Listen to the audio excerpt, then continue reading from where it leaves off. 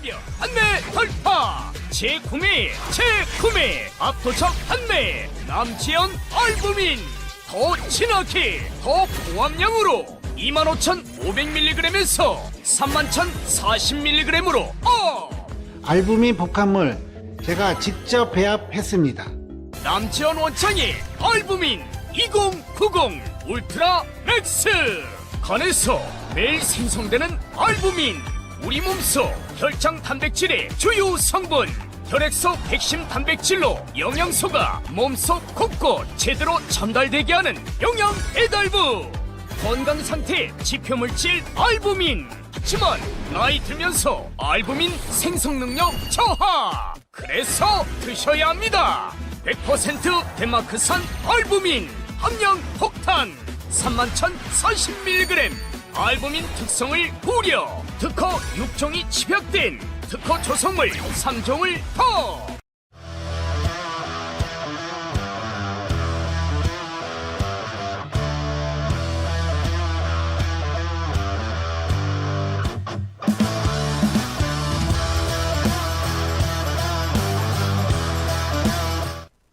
네, 전 세계에 계신 아토TV 시청자 여러분, 그리고 전국에 계신 애국 국민 여러분, 이영풍의 뉴스 브리핑 시작하겠습니다. 오늘 조금 늦었습니다.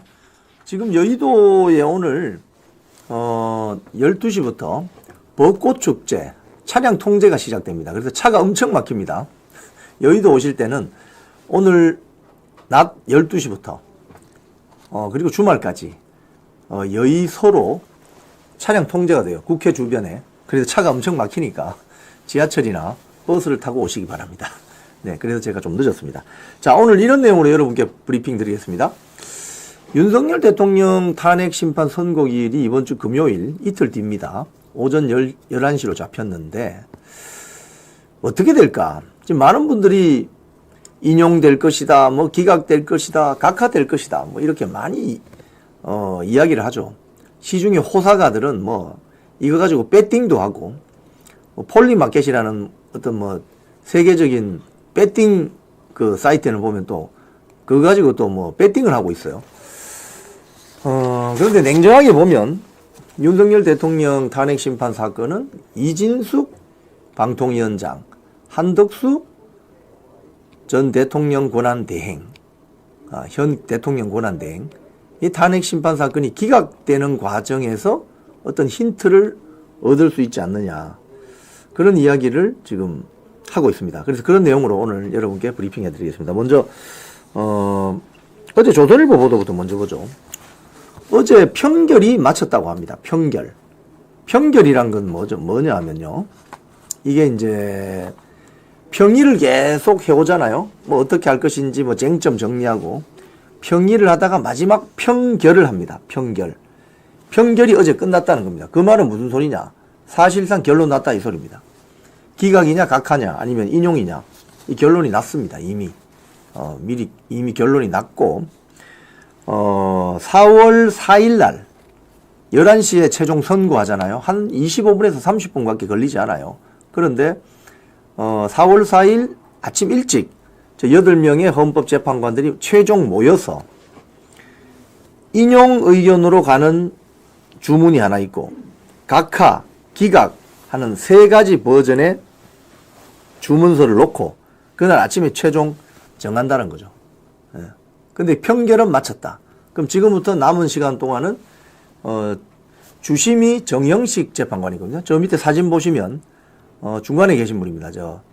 그 문영배 재판관 바로 뒤에 있는 분, 머리 하얗신 분, 저분이 주심 정형식 재판관인데 뒤에 조한창 재판관이 따라 들어오고 있죠. 앞에 서류 들고 있는 사람은 김영두 재판관입니다. 정형식 재판관이 주심이기 때문에 주심이 주문서를 씁니다. 지금 거의 썼을 거예요. 거의 다 썼을 거예요. 다듬고 해서 금요일 날 아침에는 3개 중에 하나 최종 찍어서 각자 서명하고 발표하는 거죠. 11시에. 발표는 문영배 헌재 소장 권한대행이 하게 됩니다. 자, 그래서 어제 이런 보도가 났고, 뭐 중앙일보 보도도 보면은 뭐 절차를 이야기하는데 어제 결국은 평결이 마쳤기 때문에 결론은 났다, 이렇게 보는 거죠. 예. 자, 그러면 이 4월 4일 윤석열 대통령 탄핵 심판 최종 선고를 그냥 아무 생각 없이 보면 안 되죠. 쟁점이 뭐냐를 알아야 되죠. 쟁점은 5가지입니다. 한덕수 총리 그 탄핵 기각될 때 제가 쟁점을 정리해서 PPT로 설명을 드린 적이 있는데, 제가 좀 PPT로 정리를 해서 당일날 또 방송을 할 때 좀 상세하게 설명을 드리도록 하겠습니다. 뉴시스 보도를 보면 윤석열 대통령 탄핵 심판 사건의 쟁점도 5가지다. 어떤 그런 내용이 있는데, 여기 내용을 보면은 첫 번째가 뭐냐? 1번. 비상계엄 선포 요건 지켰나? 조금 내려가시면 서브 타이틀에 있습니다. 비상계엄, 내용 중에 메인 타이틀이 있습니다. 비상계엄 선포 요건 지켰나? 글자를 조금 키워주시죠. 비상계엄 선포 요건을 지켰나? 이게 지금 1번입니다. 1번. 자, 12월 3일 날 비상계엄이 선포가 되었는데, 비상계엄 선포할 때 요건 지켰나? 이게 이제 내용을 보면 이렇습니다. 당시 상황이 그러면 국가 비상사태였나? 당시 상황이 국가 비상사태였나? 여기에서 여러 가지 해석이 나올 수 있습니다. 무슨 소리냐? 대한민국 국민들, 2025년 대한민국 국민들은 비상계엄이란 걸 경험한 지가 몇 년 됐나 하면은 거의 45년 전입니다. 45년. 즉, 1979년 10월 26일, 고 박정희 대통령께서 시해 당하시고, 전국에 비상계엄이 선포됐죠. 그리고 그해 12월 12일 날 12.12 군사정변이 일어납니다. 그래서 비상계엄이라고 하면 2025년을 살고 있는 기성세대는 비상계엄이라면 일단은 뭔가 무서운 것, 군대가 출동해서 막 뭐 폭력을 행사하는 것, 예를 들자면 뭐 전쟁이 일어난 것, 뭐 김신조 뭐 일당이 내려와서 뭐 청와대를 습격했다, 뭐 이런 걸 비상계엄이라고 다들 기억을 하고 있죠. 근데 최근에 여러분 아시는 것처럼 트럼프 대통령이 대통령 취임하고 나서 미국 남부 국경에 멕시코 국경지대에 국가 비상사태를 선포했습니다. 왜? 불법 미립국자들이 너무 많아가지고. 그래서 거기에 군대를 보내가지고 국경 전부 봉쇄하고 불법 미립국자들 전부 찾아내가지고 보내버려. 이렇게 해서 지금 미국 현지에서는 불법 미립국자들이 다 적발되면 다 멕시코나 남미, 자기 고향으로 추방되는 이런 일들이 벌어지고 있죠. 이런 것도 사실은 국가 비상사태 선포할 수 있는 거죠. 그러니까 국가 비상사태를 어떻게 해석하느냐가 이게 굉장히 중요합니다. 자, 그런데 이 관련 내용을 보면 윤석열 대통령 측은 국가 비상사태를 어떻게 보느냐. 여기 보면 이런 말이 있습니다. 야당의 국무위원에 대한 연이은 탄핵, 예산 삭감 조치, 국정이 마비됐다. 사실상 국가 비상사태다. 이게 지금 윤석열 대통령 측의 입장이에요. 이번에 영남 지역에 산불이 크게 났잖아요. 산불이 크게 났는데 거기 뭐 부산의 그 국민의힘 박수영 의원도 그런 이야기 했지만 산불 뭐 예방하고 뭐 헬기 예산 이거 다 깎은 게 누구냐? 헬기 예산 다 삭감해버린 게 누구냐? 바로 민주당 아니냐? 국가 비상사태가 40-50년 전에 군사정변이 일어나가지고 뭐 군인들이 출동하고 탱크가 지금은 뭐 사라진 중앙청 앞에 진주하고 뭐 이런 게 국가 비상사태였다면, 여기 파이팅 코리아님 9살 때 기억이네요. 9살 때 기억이면 저하고 나이가 같은 것 같은데. 그러니까 그런 게 국가 비상사태였어요. 그때 1인당 GDP 얼마인지 아세요, 여러분? 우리 5,000불도 안 됐을 거예요. 1인당 GDP가 10,000불 통과한 것이 93년도거든요. 그러니까 그때는 아마 5,000불은 고사하고 뭐 한 1,000불, 2,000불? 그렇게 쉽게 이야기하면 못 살 때는 국가 비상사태, 비상계엄 이러면 뭐 탱크가 출동하고 비행기가 날아다니고 뭐 헬기 날아다니고 뭐 이런 게 비상계엄인데 1인당 GDP 35,000불 수준의 국가에서 국가 비상사태라는 건 뭐냐? 바로 이런 거다, 이런 거.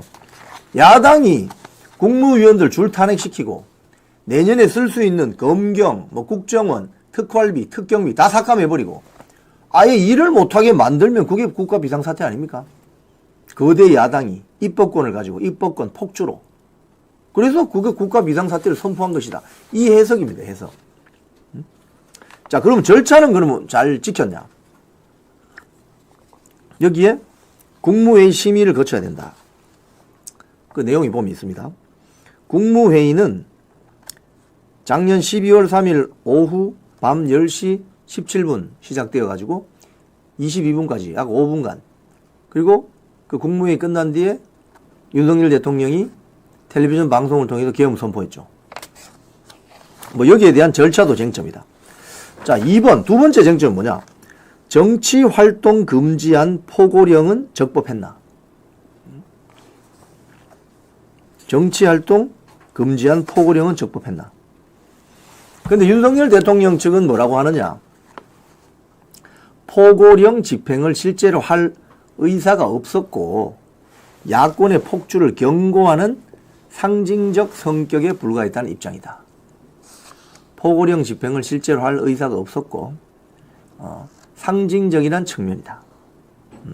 자, 세 번째, 군인과 경찰을 동원해서 군경 동원해서 국회활동 방해했나? 여기서 이제 그거 나오는 거죠. 곽종근 특전사령관의 특수전사령관의 국회의원 끄집어내. 뭐 그 이야기죠. 근데 그게 국회의원이 아니고 사실 알고 봤더니 군인들이라는 거예요. 군인들. 군인들이 국회 안에 있는 민간인들하고 충돌할까 싶어서 빨리 나오라고 해라. 이 소리입니다. 이걸 국회의원으로 둔갑시킨 것이 누구죠? 민주당의 박선원, 김병주, 그리고 곽종근 특수전사령관을 회유 공작했다는 지금 지적받는 박범계, 부승찬. 또 여기 보면 병력이 국회에 들어간 병력이 소수에 불과하고 국회 외곽 경비와 질서 유지는 경찰에 요청했다. 이게 아주 중요한 부분이죠. 사실 그때 이제 계엄이 12월 3일 10시 23분인가 선포되고 해제가 12월 4일 새벽에 해제가 되잖아요. 그 해제될 때 국회에서 계엄 해제 표결이 있습니다. 그런데 그 투표 못한 국회의원 있어요. 지방에 가서 뭐 늦게 도착한 이런 국회의원들은 못했지만 다 들어가서 했습니다. 심지어 최민희 민주당 국회의원 과방위원장은 자기 신분증 딱 보여주면서 경찰 저지선 통과하고 딱 국회에 들어가서 표결했어요. 근데 그 사이에 뭐 우원식이나 이재명 같은 경우는 월장한다는 사진을 남겼죠. 아니 쇼한 거죠 사실은. 아니 신분증 보고 보여주고 바로 들어갔는데 최민희는. 그래서 150명 이상의 국회의원이 들어갔습니다. 그럼 150명의 국회의원이면 제가 방송 때마다 말씀드리지만은 비서가 9명이거든요. 국회의원 비서가. 그러면 국회의원 1명이면 10명이잖아요. 10명. 150명이면 최소 150명이면 1500명의 인원이 국회 본회의장 안이나 밖에 있었다. 이 소리 아닙니까? 그죠? 그러면 1500명의 국회의원과 비서진들을 끄집어내려면 병력이 얼마나 있어야 되겠습니까? 한 사람당 4명씩만 잡아도 4명씩만 잡아도 곱하기 4를 해보세요. 얼마예요? 6,000명 있어야 됩니다. 6,000명 병력이. 그리고 밖에 대기하는 병력까지 한 10,000명은 있어야 국회를 완전히 봉쇄하고 국회의원들 끄집어내고 트럭에 싣고 뭐 강제로 어디를 호송하고 이게 작전이 10,000명은 있어야 돼. 10,000명. 응? 10,000명. 10,000명은 있어야 된다. 근데 거기 계엄군이 몇 명 갔냐? 280여 명. 본회의장은 아니고 국회의사당 본관에 잠시 들어갔다 나온 병력은 한 10여 명. 근데 어떻게 그 국회의원을 끄집어냅니까? 말도 안 되는 소리죠. 그래서 활동을 방해한 게 아니다. 네 번째, 선관위 장악을 시도했나? 이게 또 네 번째 쟁점입니다. 선관위 장악 시도했나? 부정선거 의혹 공방. 윤석열 대통령 측은 이렇게 이야기합니다. 선관위 장악 의도했나? 시도했나? 여기에 대해서 대국민 담화를 통해서 윤석열 대통령이 밝혔죠. 국정원에 대해서 2023년 10월에 서버 시스템 점검을 해봤더니 국정원이 먼저 선관위에 보안 점검을 요청했으나 선관위가 완강히 거부했다고 밝힌 바 있다. 또 변론에서도 선관위 시스템을 살펴보기 위해 선관위에 군 투입을 지시한 바 있다고 한 겁니다. 그 변론 기일에 탄핵 심리 과정에서 국정원 제3차장이 출석해서 발언한 적이 있죠. 국정원 제3차장은 안에 이제 뭐 시스템, 내부 뭐 이런 거, 이런 걸 상세하게 알고 있는 전문가인데 그 사람이 그렇게 이야기했어요. 뚫린다고. 해커들이 그냥 마음대로 돌아다닌다고. 즉, 3개의 방이 있는데 업무방, 그 다음에 선거관리 업무방, 그리고 투개표 관리방, 방이 3개가 있는데 방 사이사이마다 방화벽이라고 해서 내가 인터넷을 타고 들어와서 업무방에, 선관위 일반 직원들 업무방에, 업무 그 프로세스 방에 들어올 수는 있으나 선거관리방이나 투개표 관리방에는 들어갈 수 없게 돼야 되는데 이게 왔다 갔다 할 수 있다는 거 아닙니까? 그러니까 이건 보안 점수에서 빵 거의 뭐 30 몇 점밖에 안 된다는 거 아니에요. 이게 다른 공공기관들은 거의 80점 뭐 7, 80점 이런데 이건 30점 31점인가 그랬죠. 그러니까 이 문제가 심각했다. 그래서 윤 대통령 측이 선관위 시스템을 살펴보기 위해서 군 투입을 지시한 바 있다. 그리고 마지막 쟁점, 정치인이나 법관 체포 지시 실제로 있었나? 이거 여러분 다 아시잖아요. 홍장원의 지렁이 글씨 가짜 메모. 그 지렁이 글씨가 이재명이고 뭐 박찬대고 뭐 한동훈이고 뭐 김어준이고라고 하는데 그 여러분 그 인식할 수 있어요? 그 지렁이 글씨? 가짜 메모죠. 그리고 곽종근의 국회의원 끄집어내 발언은 이미 가짜 뉴스로 드러났죠. 그리고 뭐 곽종근이 그 최후에 그런 이야기를 하잖아요. 야, 나보고 양심선언 하란다. 양심선언 하지 않으면 내란죄로 나까지 엮어서 감옥에 쳐넣는단다. 근데 결국 보세요. 다 그 자들이 말하자는 대로 다 해주고 나서 결국 구속됐잖아요. 얼마나 바보 같은 짓입니까? 그런 것들이 탄핵 심판 과정에서 팩트가 다 깨졌기 때문에 상당 부분 절차적 하자나 절차적 흠결 그리고 진술의 오염 이런 것들이 있다. 이 5가지 쟁점이 뭔지를 보고 이 탄핵 심판 선고를 들으시면 잘 이해가 되신다. 이렇게 볼 수 있습니다. 아시아투데이가 오늘 주요 기사로 전망을 했습니다. 전망. 윤석열 대통령 탄핵 심판 결과 어떻게 될까? 4대4 또는 5대3 기각이다. 이렇게 아시아투데이는 전망하고 있습니다. 왜? 이유는 뭐냐 그러면 이진숙, 한덕수 선고를 보니까 일종의 리트머스 시험지다. 딱 집어넣어서 봤더니 이진숙 방통위원장, 한덕수 대통령 권한대행이 탄핵 심판 사건에서 기각이 된 걸 보니까 윤석열 대통령 사건도 거기에 준하면 4대4 또는 5대3으로 기각될 것이다. 이 기사에서 가장 중요한 점은요, 가장 밑에 있습니다. 정치권에 따르면 민주당은 전날, 그러니까 이게 이제 이틀 전입니다. 윤 대통령 탄핵 심판 결과가 4대4 기각으로 나온다는 보고를 이재명 대표에게 한 것으로 알려졌다. 이게 정청래라는 소리가 있습니다.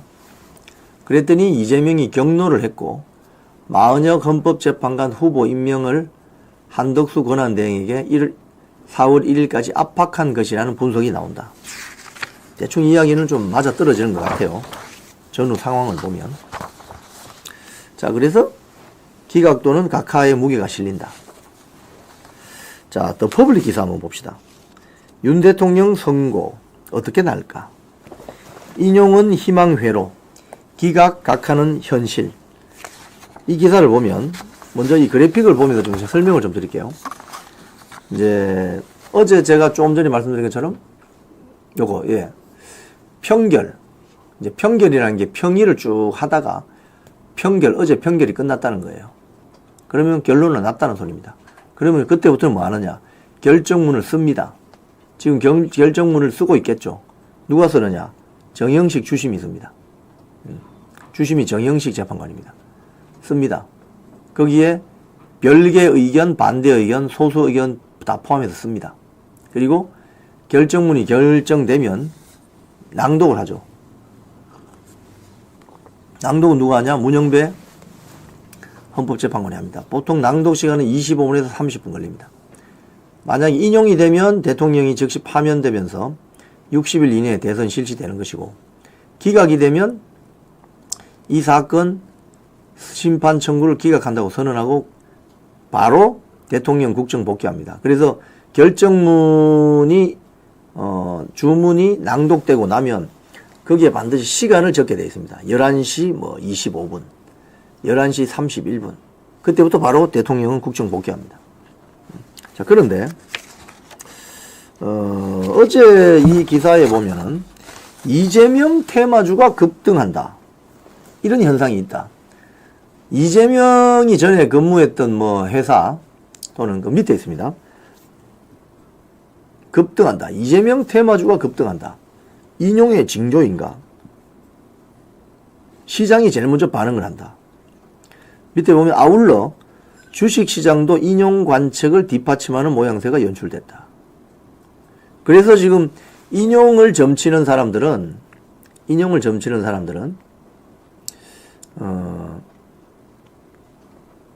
봐라, 시장이 먼저 반응하지 않느냐, 윤석열 대통령 파면될 것이다, 이렇게 지금 보고 있는 거예요. 자, 그러니까 여기 보니까 형지 글로리, 이스타고 이런 회사들이 이재명과 관련이 있는 회사들인 것 같아요. 그래서 인용의 징조인가? 또 이런 이야기가 나옵니다. 그런데 윤상현 의원 등 이런 국민의힘 쪽 사람들은 각하될 것이다, 기각될 것이다, 이렇게 이야기하는데 그 밑에 내려가시면은 사진이 한 장 있습니다. 최근 주요 헌법재판소 판단 결과라는 사진이 있어요. 이 사진을 보면 조금 전 제가 말씀드린 아시아투데이 분석 기사하고 맥락을 같이 합니다. 무슨 소리냐? 윤석열 대통령 사건은 기각될 가능성이 높다, 이렇게 보는데, 여기 보시면은 자, 8명의 헌법재판관이 앉아있죠. 좌측으로는 이미선 재판관부터 여성 재판관들이 다 앉아있고, 오른쪽에는 문영배부터 남성 재판관들이 4명 앉아있죠. 저 사람들이 최근에 선고한 결정을 잘 보세요. 이진숙 봅시다. 먼저 제일 위쪽에 이진숙. 자, 인용 쪽에 선 사람들을 보지 마시고 기각 쪽에 선 사람을 보세요. 김복형 기각이죠. 김형두 기각이죠. 정영식, 조한창 기각입니다. 자, 4대4로 나왔죠. 아시다시피 정계선, 이미선, 문영배는 우리법 연구회, 국제인권법 연구회입니다. 정정미도 굉장히 좌파적인 판결을 많이 내린 바 있습니다. 자, 그런데 제일 밑에 보면 한덕수 국무총리 이렇게 돼 있죠. 한덕수 국무총리. 여기에도 어떻게 판결을 했느냐? 김복형 기각입니다. 기각 중에서도 가장 강한 기각이에요. 한덕수 총리 탄핵소추 쟁점 5가지 모두를 위헌이나 법률 위반이 없다고 판시한 사람입니다. 김복형 재판관은. 자, 그리고 제일 오른쪽에 가면 정영식, 조한창 있죠. 저 두 분이 각하를 내렸습니다. 각하. 각하란 건 뭐냐면 절차적 흠결이 있다. 즉 대통령 권한대행은, 그러니까 한덕수 대통령 권한대행이 비록 총리 신분이었다가 윤석열 대통령이 직무가 정지되면서 권한대행을 했지만 대통령에 준하는 국회의원 200명 이상의 표를 받아야 탄핵이 된다. 그래서 우원식 국회의장 등이 주도한 표결에서 총리 기준인 151표 이상으로 탄핵시키면 안 된다 라고 하는 개별 의견을 달고 각하시킨 겁니다. 굉장히 절차적 정당성에 대해서 엄중한 사람들이죠. 자, 그래서 김복형, 정영식, 조한창 이 세 분을 보면은 김복형, 정영식, 조한창 이 세 분은 최소한 윤석열 대통령 탄핵을 반대할 것이다, 이렇게 보는 거예요. 그러면 나머지 정계선, 정정미, 이미선, 문영배, 김영두가 탄핵을 인용해야 된다고 하더라도, 설사 하더라도 5대3이 돼버리기 때문에 대통령을 파면시킬 수 있는 정족수인 6명이 달성이 안 된다, 이 소리입니다. 그래서 기각이나 각하가 될 것이다. 자, 그런데 김형두 재판관까지 만약에 탄핵에 반대해버리면 결국 4대4가 돼버린다 이 소리입니다. 그래서 각하될 가능성이 크다. 특히 각하 쪽에 소위 말해서 방점을 찍는 분들은 탄핵 소추안 내용의 80% 정도를 차지하던 내란죄를 철회했기 때문에 동일성 원칙이 무너졌다. 그래서 절차적 흠결이 심각하기 때문에 각하된다. 이렇게 보는 거예요. 자, 펜앤마이크 기사 한번 봅시다. 윤상현, 윤 대통령 기각이 답이다. 전국 흔드는 김어준은 내란 공장장이다. 이런 이야기를 합니다. 윤 대통령 기각이 답이다. 여기도 똑같이 이야기해요. 내란죄를 철회해서 동일성이 무너졌다. 김어준은 내란 공장장이다. 이런 이야기입니다. 자, 펜앤마이크 기사 하나 더 봅시다. 마침내 4일 선고기일 지정과 짐작되는 결론은, 이 기사도 아까 제가 더 퍼블릭 기사 설명, 아시아투데이 기사 설명과 비슷합니다. 동일성 원칙이 무너졌고 절차적 흠결이 많기 때문에 각하될 가능성이 커 보인다. 자, 그러면 최근에 왜 이렇게 난리법석이 벌어졌을까? 결국 마은혁입니다. 아시아투데이 기사 한번 보세요.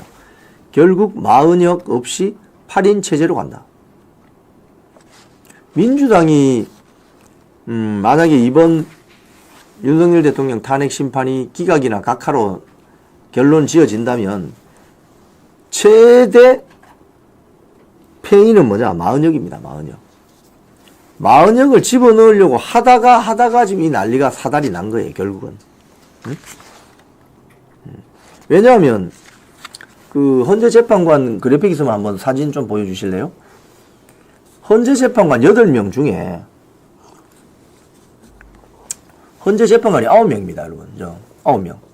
저기 보시면 공석, 윤석열 대통령 제일 오른쪽에 윤석열 대통령 바로 옆에 공석이 있죠, 공석. 그리고 왼편에 여성 재판관 4명, 오른편에 남성 재판관 4명이 있죠. 헌재 재판관은 9명인데 인사청문회 대상이고 대통령이 3명 지명하고 대법원장이 3명 지명하고 국회가 3명 지명합니다. 자, 무슨 소리냐? 국회는 입법부죠. 3명. 그 다음에 사법부의 제일 중요한 위치를 차지하고 있는 사람이 누굽니까? 대법원장이죠.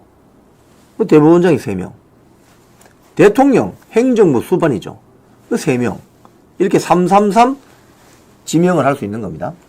인사청문회 대상입니다. 그런데 이제 대통령이 지명한 3명은 인사청문회는 거치지만 뭐 야당이 청문 보고서를 만들지 않아도 대통령이 임명할 수 있죠. 자, 그런데 국회 추천 몫의 3명이 누구였냐 하면은 저기 제일 오른편에 있는 남성 재판관 조한창, 제일 왼편에 있는 정계선, 그리고 지금 공석이 되어 있는 마은혁이었습니다. 그런데 국회는 여야 합의의 어떤 관례에 따라서 여당이 1명, 야당이 1명 추천을 합니다. 여당은 누가 추천했냐? 누굴 추천했냐? 조한창. 야당은 정계선, 우리법연구회 회장. 그리고 마은혁이 1명 있는데 이 마은혁은 여야 합의로 추천이 됐어야 되는 겁니다.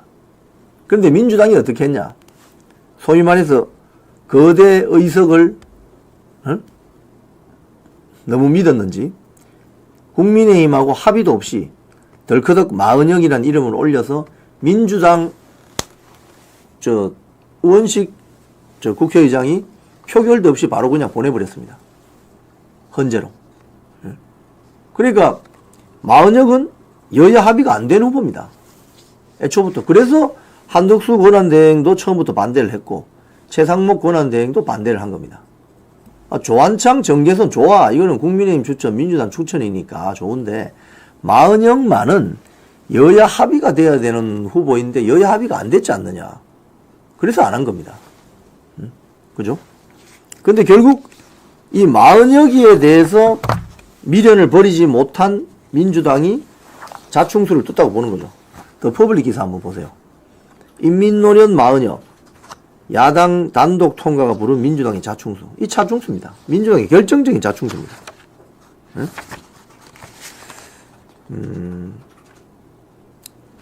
마흔여기를 왜 그렇게 집어넣으려고 했을까? 민주당이 사람 쓰는 걸 보면 당에 대한 충성심을 강조하잖아요. 뭐 이 전체주의 국가의 소련 공산당이나 뭐 중국 공산당이나 북한 노동당하고 똑같은 거죠. 당에 대한 충성심이 확실하다. 그러니까 마흔여기를 집어넣으면 확실하게 윤석열 대통령 파면으로 분위기를 잡아갈 것이다. 뭐 이런. 근데 결국 어떻게 됐느냐? 폭망했죠. 마흔여기를 후보로 집어넣으려고 하는 바람에 헌재 재판관들 사이에서도 쉽게 이야기하면은 부작용이 난 거죠. 자, 아시아투데이 기사 한번 보세요. 야당이 노골적으로 압박하는 바람에 선고 기일이 앞당겨졌다. 이런 기사가 있습니다. 무슨 소리냐? 노골적 압박에 윤 선고 앞당겼다. 지금 사실은 불과 일주일 전만 하더라도 윤석열 대통령 탄핵 심판 이거 문영배 이미선이 퇴임하는 4월 18일 전에 이거 되겠나? 문영배가 결국은 최종 주문서를 읽어야 되는데 자기 입으로 윤석열 대통령 기각 각하된다는 주문을 읽을 수 있겠나? 책임 회피하기 위해서 그냥 임기 맞추고 먹튀하는 거 아니야? 그냥 사라지는 거 아니야? 이런 전망도 있었거든요. 그래서 그렇지는 않을 거야. 4월 18일이니까 아마 4월 11일쯤 금요일 날 선고하고 그냥 사라지지 않을까? 이렇게 예상을 했단 말이에요. 많은 언론들이. 근데 갑자기 덜커덕 어제 헌재에서 발표해버렸죠. 오늘이 재보궐선거 투표 날이니까. 저는 사실 오늘 오후쯤 헌재가 발표하지 않을까 그런 생각을 했거든요. 근데 어제 덜커덕 해버린 거예요. 그 이유가 뭐냐? 이겁니다. 아시아투데이 기사. 노골적으로 민주당이 헌법재판관 여기 보면은 제일 밑에 보면 강신업 변호사의 해설이 있는데 민주당이 헌재 재판관 8명의 이름까지 거론하면서 헌재를 위협하고 나섰고 한덕수 권한대행과 최상목 제일 밑에 있습니다. 최상목 경제부총리에 대한 재탄핵과 국무위원 전원을 탄핵하겠다고 막합파식으로 나오자 헌재가 이를 위협으로 받아들이고 대통령 선고일을 서두른 것이다. 이거죠, 이거. 그러니까 민주당이 너무 헌재 재판관들을 겁박한 거예요. 겁박하는 바람에 이러다가는 헌재가 그냥 역사의 뒤안길로 공중분해 되겠다. 이러다가 빨리 선고하자. 이러다가는 우리 헌재의 존재 자체가 그냥 날아가게 생겼다. 정치권의 이 바람 때문에 안 된다. 우리가 중심을 가지고 빨리 선고하자. 그래서 4월 4일 선고 나왔다. 이 소리입니다. 그러니까 지금 마흔역 임명 그리고 헌재 재판관들 인신 공격 뭐 이런 것들이 믹싱이 되면서 헌재 재판관 구성원들 사이에 뭐 그게 좌파든 우파든 간에 구성원들 사이에 이거 더 이상 더 놓쳤다가는 큰일 나겠다. 선고하자. 이런 결론이 난 게 아닌가. 이런 분석이죠. 자, 그런데 지금 이제 민주당하고 국민의힘하고 반응이 아주 판이하게 다릅니다. 지금 민주당 반응부터 먼저 볼게요. 이 박홍근이가 헌재 5대3 기각 각하시 불복하자. 그랬더니 국민의힘이 무슨 소리냐 지금 유혈사태 선동하냐 이렇게 나왔습니다. 이 박홍근이라는 자는 민주당 원내대표까지 한 사람입니다. 저 까만 양복 입은 사람. 민주당 원내대표까지 한 사람이 기각이나 각하 나오면 불복하자고 완전히 엉망으로 만들어버리자 이 소리죠. 뭐라고 했느냐? 윤석열 대통령 탄핵 심판 결과가 달라진다면 불복해야 한다고 주장했어요. 그리고 헌재가 불완전한 정족수로 내란숙의 윤석열 탄핵을 만회하나 5대3으로 기각 또는 각하한다면 이를 어떻게 수용하겠나? 여기에 말에 어폐가 있어요. 불완전한 정족수 절대 아닙니다, 여러분. 박근혜 대통령이 파면될 때 헌재 재판관 몇 명이었어요? 8명. 총원은 9명인데 6명 이상이면 심리 가능하고 7명 이상이면 의결도 가능합니다. 그러니까 지금 8명이라고 하는 게 이게 불완전한 정족수가 아닙니다, 절대. 8명에서 선고할 수 있어요. 그럼 왜 박근혜 대통령들은 왜 8명으로 선고했지? 응? 원내대표 했다는 자가 이 의식 수준이 이렇습니다. 그러면서 불복할 수밖에 없다. 야, 불복하면 어떻게 되는 거죠? 그럼 뭐 그거 완전히 헌재를 그냥 또 트랙터 들고 와서 뭐 때려 부술 건가? 의회 정치한다는 사람들 의식 수준이 이렇습니다, 지금. 박용진, 문화일보. 박용진, 윤 탄핵 기각 시 제2의 4.19 혁명이 있을 것. SBS 라디오 김태현 정치소에 나와서 대한민국 국민은 국가의 중심이 흔들리면 4.19 혁명, 5.18 민주화운동, 60 민주항쟁, 그리고 박근혜 퇴진 때처럼 늘 나서서 최종적으로 정리해줬다. 헌재가 그 역할을 하지 않으면 국민이 나설 수밖에 없다고 본다. 제가 개인적으로 박용진 국회의원을 상당히 관심 있게 보는 입장인데 이 발언을 보고 그냥 관심이 싹 사라졌어요. 왜냐? 민주당 내부에 지금 이 친명계 아니잖아요, 박용진은. 이번에 공천도 못 받았습니다. 근데 이 젊은 정치인인데 저보다 한 살이 어린가 뭐 그럴 거예요. 이 젊은 정치인인데 소위 말해서 4.19 혁명을 책으로만 공부해서 적었습니다. 4.19 혁명이 왜 일어났습니까, 여러분? 3.15 부정선거. 그거 아닙니까?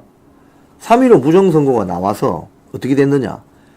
거의 10중 8구 국민들이 다 광장으로 쫓아나왔습니다. 그래서 4.19 혁명이 일어난 거예요. 헌법 전문에도 실리고 4.19 정신. 근데 지금은 윤석열 대통령 지지하는 사람이 몇 프로입니까? 거의 50% 왔다 갔다 안 합니까? 실제로는 더 많다는 소리 있죠. 그러니까 국민들의 3분의 2가 되지 않습니다. 무슨 소리냐? 국회에서 대통령 탄핵 소추하려면 3분의 2인 국회의원 300명의 3분의 2인 200명 이상의 표가 필요하잖아요. 그런데 국민들은 그러면 국민들이 대통령을 탄핵해야 된다, 몰아내야 된다고 하면 한 3분의 2가 필요해요. 3분의 2 이상이 최소한. 근데 지금 윤석열 대통령 지지율이 50% 왔다 갔다 하잖아요. 그러면 안 된다는 소리죠. 그러니까 박용진 의원이 지금 약간 현실과 이상 사이에서 괴리 현상이 있어요. 제가 봤을 때는. 이건 바람직스러운 발언이 아니다. 이렇게 보는 거죠. 자, 여론전도 많이 벌어지고 있습니다. 중앙일보 보면은 4월 4일은 4대4. 국힘당에는 이렇게 주장하고, 민주당은 8대 0이다. 파면이 정이다. 뭐 이렇게 서로 막 주장을 하고 있습니다. 한번 4월 4일 결과를 한번 보죠. 자, 이런 가운데 윤석열 대통령이 선거를 앞두고 책을 냈습니다. 새로운 대한민국. 그 책 표지를 한번 보여주실래요? 새로운 대한민국. 87 체제를 넘어. 이 책은 이제 공동 저자들이 있는데, 국회의원들은 김기현, 나경원, 변호사는 도태우, 백지원, 교수는 복거일, 심평 변호사, 심규진 교수, 윤상현 의원, 이인호 교수, 전한길 강사, 조정훈 의원, 그리고 윤석열 대통령입니다. 이 책의 내용은 4월 10일부터 예매가 가능합니다. 구입 예매 가능한데, 40년 전 세운 87 체제는 점차 낡은 체제로 바뀌어 갔고, 진보 귀족은 기득권 세력화되어서 부패의 구린내를 풍겼다. 무엇보다 그들은 절대 친중국, 친북한의 시대착오적 자세를 벗어나지 못해서 실질보다 이념을 중시하는 탓에 전체주의적 성향을 띠게 되었다. 뭐 이런 이야기를 합니다.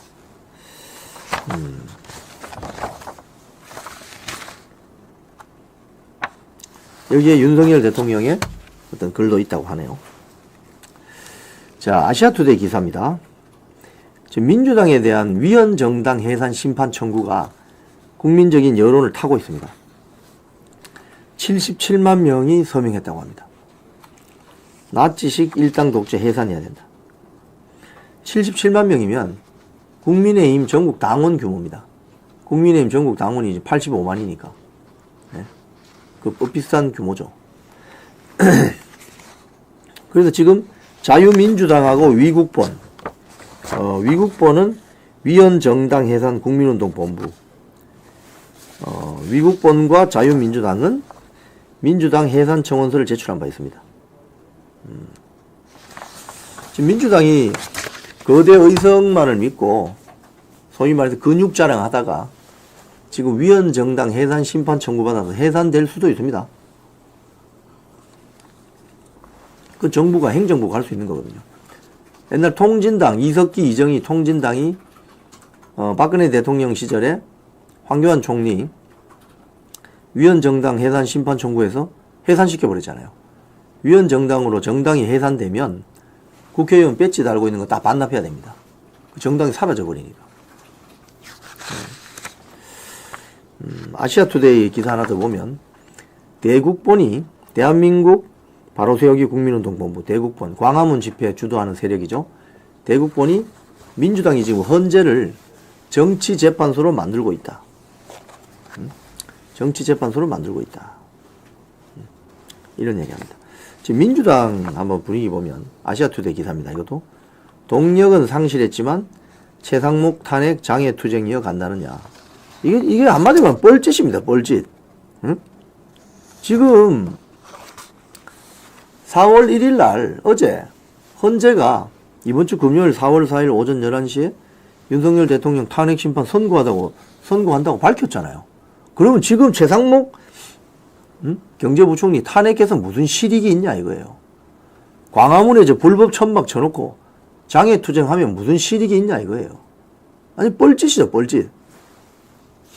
여기에서 하나 더 말씀드리면 민주당이 지금 광화문 천막 당사도 당분간 유지할 방침이라는 기사 내용이 있습니다. 그런데 여기서 제가 말씀드리고 싶은 거 오세훈 서울시장이 뭐라고 했어요? 광화문 천막 저거 다 불법이라고 철거한다 그랬잖아요. 오세훈 시장 왜 철거 안 하죠? 예? 오세훈 시장은 이번 탄핵 전국에 보면 가장 초기 때 보면은 윤석열 대통령 탄핵 찬성하고 하는 입장이고 뭐 그 뒤로 좀 여론이 바뀌니까 약간 또 말을 바꾸는 것 같더니 뭐 이번에는 광화문 불법 천막 저거 다 행정 대집행해서 철거한다고 한 게 지금 일주일이 넘었습니다. 왜 철거 안 하죠? 오세훈 서울시장은 말로만 하는 정치인입니까? 행동으로 보여주시기 바랍니다. 액션을 하시라고 액션을. 응? 참. 중국 대사관 기사 한번 보겠습니다. 중국 대사관이 탄핵 선고 4일, 4월 4일 이야기입니다. 극단적 사태 발생 가능성이 있다. 주의 당부한다. 이런 문화일보 기사가 났습니다. 중국 대사관이 왜 이런 기사를 내지? 이런 메시지를 내는 거죠. 뭐라고 했냐면 주한 중국 대사관은 공지를 통해서 윤석열 대통령 탄핵 심판 선고가 내려지는 4일 날 극단적 사태가 발생할 가능성도 배제할 수 없다. 면서 한국에 있는 중국인들의 주의를 당부했다. 대사관은 어제 당일, 그러니까 4월 4일 당일 그 이후에 일정 기간 동안 한국 각지에서 대규모 정치 집회 및 시위가 열릴 것으로 예상된다고 하면서 중국 교민 및 관광객들에게 정치 집회와 거리를 유지하고 참여하지 말 것을 당부했다. 또 공개적으로 정치적 발언을 하거나 전달하지 말고 현지인과 언어적 또는 물리적 충돌을 피할 것을 요청했다. 특히 헌법재판소, 광화문, 여의도, 한남동 등을 민감한 지역으로 꼽으면서 가급적 방문하지 말 것을 당부했다. 이 기사를 보면서 제가 느끼는 거는 이 논평을 하자면 주한 미국 대사관, 주한 일본 대사관, 주한 러시아 대사관, 주한 영국 대사관, 주한 프랑스 대사관, 주한 독일 대사관 주한 호주 대사관은 이런 메시지를 내질 않아요. 4월 4일 날 정치 집회 가서 발언하거나 휘둘리지 말아라. 뭐 민감한 지역으로 헌법재판소, 광화문, 여의도, 한남동 가지 말아라. 이런 이야기를 중국 대사관이 왜 발표하냐고요. 왜? 여러분 아시겠죠? 지들이 그동안 한 짓을 실토하는 거예요. 이게. 에? 실토하는 거라고. 그동안 음으로 양으로 중국인들, 국내에 있는 중국인들, 중국인 유학생들 윤석열 대통령 탄핵 찬성하는 그 집회 현장에 많이 보냈다는 거 아니에요. 이게 결국은. 그러니까 4월 4일만은 가지 말아라. 이 소리 아닙니까? 만약 기가 각하되면 좌파들이 거의 뭐 물리적인 타격을 할 가능성이 크니까. 괜히 거기가 휩쓸리지 말아라. 윤석열 대통령 탄핵 심판 기각이나 각하됐는데 민노총이나 이자들은 한국 사람들이니까 뭐 문제가 없겠지만 중국인들은 바로 추방이거든요. 출입국 관리법 위반으로. 그런데 이게 보면 저는 굉장히 심각한 기사라고 생각해요. 중국 대사관이 사실상 내정 간섭한 거 시인한 거 아니냐 이거 시인한 거. 에? 이게 아주 못돼 먹은 버르장머리입니다 이거. 이번 기회에 우리가 윤석열 대통령 탄핵 전국에서 우리가 알게 됐지만은 이 중국이란 나라가 상당히 우리나라 내정 간섭을 많이 하려고 드는구나. 이 버르장머리. 이 버르장머리를 이번 기회에 고쳐야 되겠다. 이런 생각을 합니다. 그래서 집회 현장에 나와서 윤석열 대통령 탄핵해야 된다고 소리 지르는 중국인들이 되면 다 사진 찍어가지고 여러분 출입국 관리소에 신고를 해야 됩니다. 그래서 강제 출국시키거나 추방시켜버려야 돼요. 거기 뭐 중국인 유학생들도 마찬가지지만 그런 어떤 생각이 듭니다. 자, 오늘 마지막 좀 눈에 띄는 기사 하나만 설명드리겠습니다. 뉴델리 기사인데요. 문재인, 문영배 집안 사람이었다. 남평문시 족보 입수. 이 기사 너무 웃기지 않습니까? 지금 보면 두 사람이 악수하는 장면이 나옵니다. 근데 이 기사를 보고 나서 가만히 보니까 문재인 대통령하고 저 문영배 재판관하고 좀 생긴 게 좀 비슷해요. 얼굴 관상이. 제가 어제 이 기사를 보면서 좀 닮은 것 같다. 여러분 좀 닮은 것 같지 않아요? 닮은 것 같죠? 보면 얼굴형이. 사실 뭐 저는 전주 이가인데 전주 이씨라든지 뭐 김해 김씨라든지 뭐 경주 김씨라든지 또는 뭐 밀양 박씨라든지 뭐 예를 들자면 우리나라 최대 이씨 박씨 김씨는 사람이 워낙 많기 때문에 뭐 예를 들자면 만나도 서로 이런 뭐 잘 모르죠. 뭐 너무 많으니까. 근데 문씨 여기 보면은 문씨 의양공파 문영배가 32세 손이고 문재인이 35세 손이랍니다. 그러니까 문영배가 문재인의 증조 할아버지 뻘 되는 거죠. 그러니까 그래서 제가 이 기사를 보고 가만히 보니까 얼굴형이 좀 닮은 것 같은데 이런 생각이 들어요. 왜 문씨는 숫자가 적으니까 문씨 적습니다.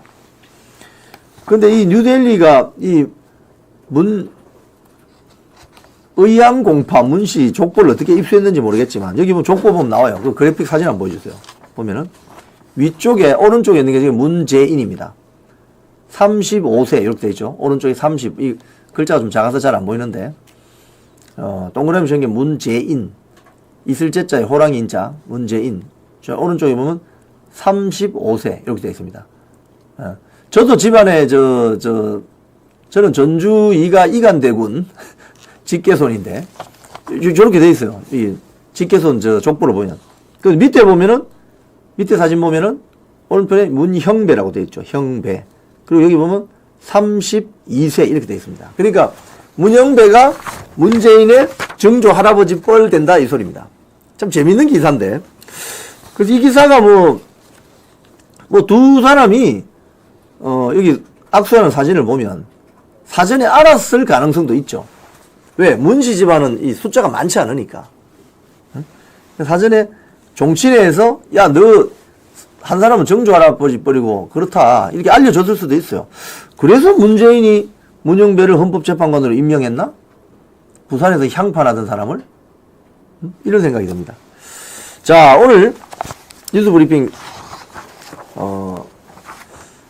이런 내용으로 여러분께 말씀드렸습니다. 이진수, 한덕수 기각된 그 사건을 보면 윤석열 대통령 탄핵 심판을 어떻게 예상할 수 있느냐, 그 힌트를 얻을 수 있다. 기각이나 각하될 가능성이 크지 않겠나. 아직까지는 그렇게 본다. 하지만 이재명 관련주가 갑자기 상한가를 친다든지, 또 지금 뭐 이 댓글에서도 보시는 것 같으니까 민주당이 갑자기 왜 이렇게 어제부터 조용해졌지? 뭔가 이거 또 다른 수작을 부리는 거 아닌가? 지난번 이재명 2심에서 무죄 나온 것처럼 말도 안 되는 그 판결이죠. 대법원 가서 뒤집어질 수도 있습니다. 그래서 불꽃님, 중국인 특별우대 없애야 됩니다. 맞습니다. 뭐 왜 중국인은 왜 우리가 특별우대 해야 되죠? 저는 제일 이 대목에서 조금 열받는 것이, 중국 가면은 지하철역이나 버스 정류장에 한글로 쓰여 있습니까? 너무 불편해요. 그래서 안 갑니다, 저. 예? 일본 가면 한국말로 쓰여진 곳이 조금 있죠. 미국 가면 한글로 써놓은 데 있습니까? 없습니다, 여러분. 영국 가면 한글로 표지판 써놓은 거 있어요? 근데 왜 한국에는 지하철역마다, 버스마다 왜 우리가 그 잘 쓰지도 않는 중국 간자체로 왜 다 써놔야 되죠? 왜? 누구를 위해서? 우리 한국 사람들 세금을, 혈세를 들여가지고 왜 써놔야 됩니까, 그거? 자기들이 답답하면 한국말 배우면 될 거 아니요. 왜 우리가 중국 간자체를 써가지고 다 안내해야 되냐고. 한국을 사랑하고 관심이 사는 사람이면 몰라도, 만약에 중국의 공작원들이 들어오면 얼마나 공작하기 편하겠어요. 지명이 다 지하철역마다 버스역마다 중국 간자체로 쓰여 있으면. 그래서 저는 이거 더 이상 안 해야 된다고 생각합니다. 자기들이 답답하면 한국말 배우라고. 자, 알부민 광고 드리겠습니다. 남재현 원장이 직접 배합했다는 알부민 2090 울트라 맥스입니다. 바카스 맛이 납니다. 알부민 2090 울트라 맥스. 아투TV 시청자님들은 2+1 행사 즐기실 수 있습니다.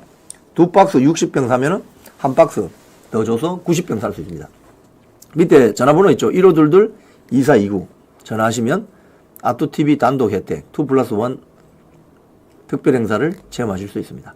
네, 오늘 끝까지 시청해 주신 여러분께 감사드립니다. 내일은 제가 방송을 하루 휴방을 합니다.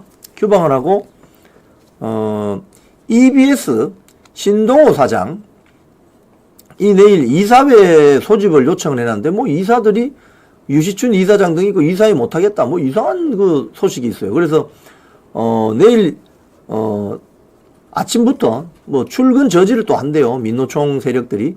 그래서 제가 내일은 EBS의 현장 중계를 위해서 내일 하루 휴방을 하겠습니다. 그리고 금요일날은 현재 윤석열 대통령 선고가 있기 때문에 방송 시간을 10시 한 40분부터 시작하겠습니다. 그래서 저는 내일은 아투TV는 휴방입니다. EBS, 일산에 있는 EBS로 출동합니다. 금요일 날 10시 40분에 현재 윤석열 대통령 선고 특별 방송 때 만나 뵙도록 하겠습니다. 자, 끝까지 시청해 주신 모든 분께 감사드립니다. 고맙습니다.